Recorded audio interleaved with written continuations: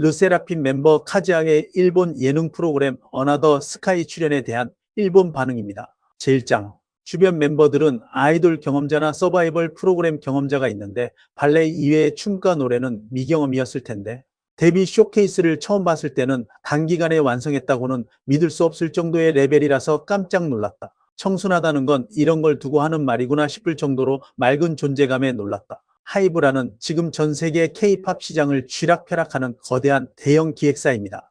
그곳에서 야심차게 내놓는 새로운 걸그룹. 당연히 회사의 기대치도 하늘을 찔렀을 테고 대중들의 시선은 현미경처럼 날카로웠을 겁니다.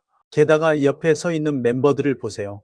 이미 산전수전 공중전까지 다 겪으며 데뷔조차 서바이벌로 쟁취해낸 베테랑들. 무대 위에서 카메라 빨간불을 어떻게 잡아먹어야 하는지 본능적으로 아는 프로들입니다. 그 숨막히는 압박감 속에서 발레 클래식 음악에 맞춰 우아하게 턴을 돌던 사람이 갑자기 강렬한 비트에 맞춰 골반을 튕기고 각을 잡는 K-팝 안무를 춰야 합니다. 심지어 노래까지 부르면서요. 보통의 인간이라면 난 발레밖에 모르는데 라며 핑계와 자기 합리화를 했겠죠. 그런데 카즈야 씨의 그 데뷔 무대에서는 그런 변명이나 두려움의 냄새가 단 1g도 나지 않았습니다. 오히려 그 치열한 K-팝의 무대 위에서 압도적으로 맑고 투명한 존재감을 뿜어내고 있었습니다. 대형 기획사의 캐스팅 디렉터들은 도대체 어떤 안목을 가졌길래 이런 엄청난 인재이자 일종의 이레귤러를 발굴해낸 걸까요? 제2장.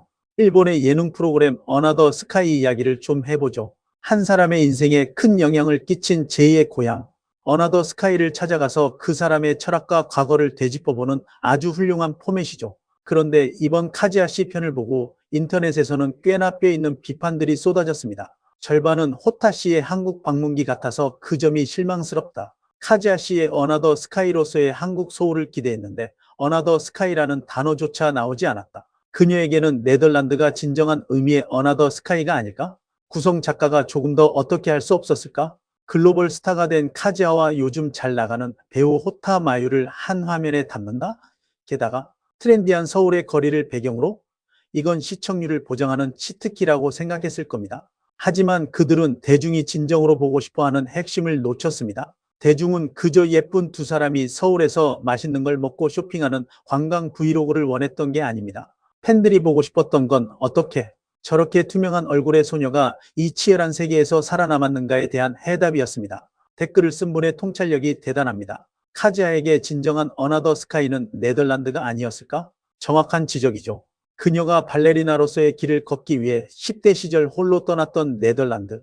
그 낯선 유럽 땅에서 겪었을 고독과 좌절 그리고 그 안에서 싹튼 자립심. 어쩌면 그 네덜란드에서의 시간이야말로 지금의 K-팝 아이돌 카즈야를 만들어낸 단단한 뼈대였을 겁니다. 물론 한국의 서울 역시 그녀의 인생을 송두리째 바꾼 엄청난 장소임은 틀림없습니다. 하지만 방송이 수박 겉핥기식으로 서울의 겉모습과 침묵, 도모에만 집중한 탓에 카즈야라는 인물이 가진 깊은 서사가 평면적으로 소비되어 버렸다는 아쉬움. 이것은 단순히 팬들의 투정이 아니라 입체적인 한 명의 아티스트이자 인간으로 대하고 있다는 증거이기도 합니다. 제3장. 다른 언어를 배우고 말할 수 있게 되려면 역시 상당한 노력이 필요한 법이고 K-POP에서 데뷔할 수 있었던 일본인들은 모두 남들보다 배 이상 노력가이고 지기 싫어하는 성격일 거라고 생각합니다. 그렇지 않으면 그 치열한 경쟁 속에서 살아남는 건 불가능하겠죠. 카즈야는 거기에 발레로 네덜란드 유학까지 했던 사람이니 언뜻 보면 얌전해 보이지만 지기 싫어하는 성격과 노력하는 태도가 뼛속까지 스며들어 있을 겁니다. 여러분, 언어를 배운다는 게 어떤 건지 아십니까? 그것은 단순히 단어를 외우고 문법을 익히는 과정이 아닙니다. 내 입과 혀의 근육을 완전히 새로운 방식으로 재조립하는 과정이자 상대방의 문화와 사고방식을 통째로 내 머릿속에 이식하는 고통스러운 작업입니다. 그녀는 10대 시절 네덜란드에 떨어졌습니다. 네덜란드어 그리고 영어. 그 생소한 언어의 바다에서 허우적대며 발레를 배웠겠죠. 그리고 얼마 지나지 않아 한국으로 넘어왔습니다. 이번엔 한국어입니다. 게다가 발레의 근육을 버리고 힙합과 팝핀의 근육을 장착해야 했죠. 이건 마치 평생 프렌치 레스토랑에서 셰프를 하던 사람이 갑자기 언어 한마디 안 통하는 태국의 길거리, 야시장 한복판에 던져져서 워크를 돌리며 팟타이를 만들어야 하는 상황입니다. 우리는 미디어가 만들어낸 완벽한 결과물만 봅니다. 우아하게 미소 짓는 카즈야 씨의 맑은 얼굴 말이죠. 하지만 그 얼굴 뒤에는 분명밤을 새워가며 한국어 발음을 교정하고 낯선 안무를 수천 번 반복하다가 바닥에 쓰러져 거친 숨을 몰아쉬던 지독한 시간들이 켜켜이 쌓여 있을 겁니다.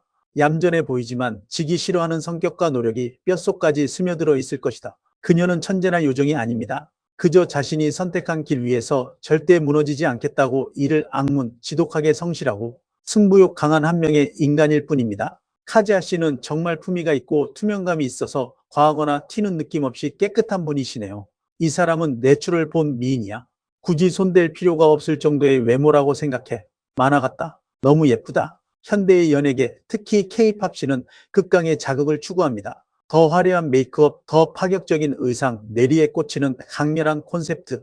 모든 것이 투머치 투 머치를 향해 달려가는 이 과잉의 시대에서 카즈야 씨가 보여주는 미학은 완전히 정반대의 위치에 있습니다. 그녀의 아름다움은 무언가를 덧칠해서 만들어낸 쾌감이 아닙니다. 오히려 불필요한 것들을 다 덜어냈을 때 남는 본질적인 결의 아름다움이죠. 흔히 말하는 케바사 화장이 짙고 야단스러운 느낌과 전혀 없다는 이 댓글의 평가는 아주 정확합니다. 호타 마유 씨와 나란히 섰을 때 두드러졌다는 그녀의 아름다움과 품위.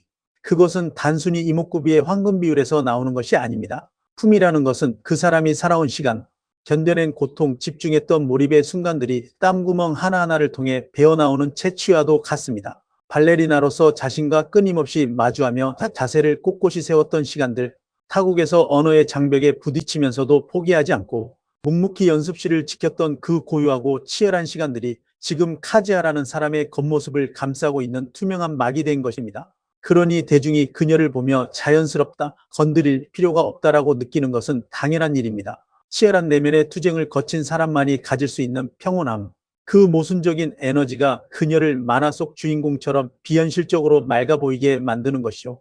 이 엄청난 인재를 발견해준 하이브에 감사한다. 카즈야 씨가 앞으로 르세라핌이라는 그룹 안에서 또 개인으로서 어떤 행보를 보여줄지 저는 모릅니다. 그녀가 네덜란드의 추운 연습실에서 그리고 서울의 낯선 댄스 스튜디오에서 홀로 삼켰던 그 지독한 승부욕과 노력의 시간들이 그녀를 결코 쉽게 무너지게 내버려 두지 않을 것이라는 점입니다.